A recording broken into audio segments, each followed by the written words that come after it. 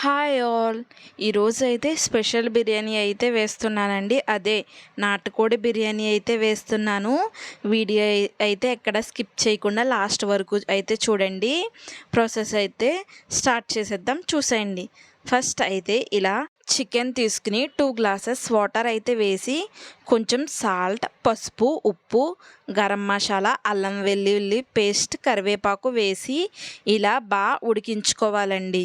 ఇది కుక్కర్ అయినా పెట్టుకోవచ్చు, లేదా నార్మల్గా అయితే ఇలా అయితే ఉడికించుకున్నా సరిపోతుంది. ఇప్పుడైతే నేను కరెంటు కుక్కర్లో అయితే వేస్తున్నానండి బిర్యానీ అయితే. ఫస్ట్ కొంచెం ఆయిల్ అయితే వేసుకొని ఇలా బిర్యానీ ఐటమ్స్ అయితే వేసుకొని కొంచెం ఫ్రై చేసుకోండి. ఇలా ఫ్రై అయిన తర్వాత కట్ చేసి పెట్టుకున్న ఆనియన్స్ అలానే పచ్చిమిరపకాయలు కూడా వేసి బ్రౌనిష్ కలర్ వచ్చే వరకు కుక్ చేసుకోవాలండి. ఇలా కుక్ చేసుకున్న తర్వాత ఆల్రెడీ మనం బాయిల్డ్ చేసి పెట్టుకున్నాం కదండి, ఈ చికెన్ని కూడా అయితే దీంట్లో అయితే వేసేస్తున్నాను.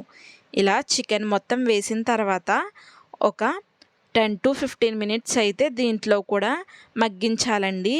ఇలా మగ్గించిన తర్వాత అయితే మనం ఇప్పుడు టేస్ట్ అయితే చాలా బాగుంటుందండి ఈ బిర్యానీ అయితే.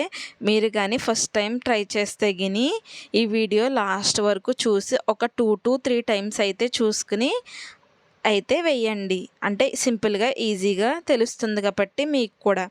దీంట్లో కొంచెం గరం మసాలా కూడా యాడ్ చేశానండి.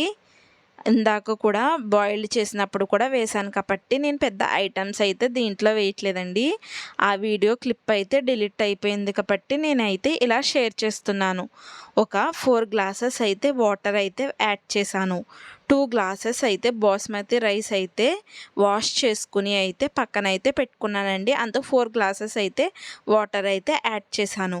ఇప్పుడు రైస్ కూడా వేసేసి మొత్తం ఒకసారి మిక్స్ చేసేసి ఇలా 20 to 30 మినిట్స్ అయితే బాయిల్డ్ అయితే సరిపోతుందండి బిర్యానీ అయితే. ఇప్పుడు చూసారా, రెడీ అయితే అయిపోయిందండి బిర్యానీ అయితే. మీకు ఇంట్రెస్ట్ ఉంటే ఫుడ్ కలర్ కూడా యాడ్ చేసుకోవచ్చు. నేనైతే ఫుడ్ కలర్ అయితే యాడ్ చేయలేదు. ఫైనల్గా అయితే నాటుకోడి బిర్యానీ అయితే రెడీ అయిపోయిందండి. టేస్ట్ అయితే సూపర్గా ఉంది.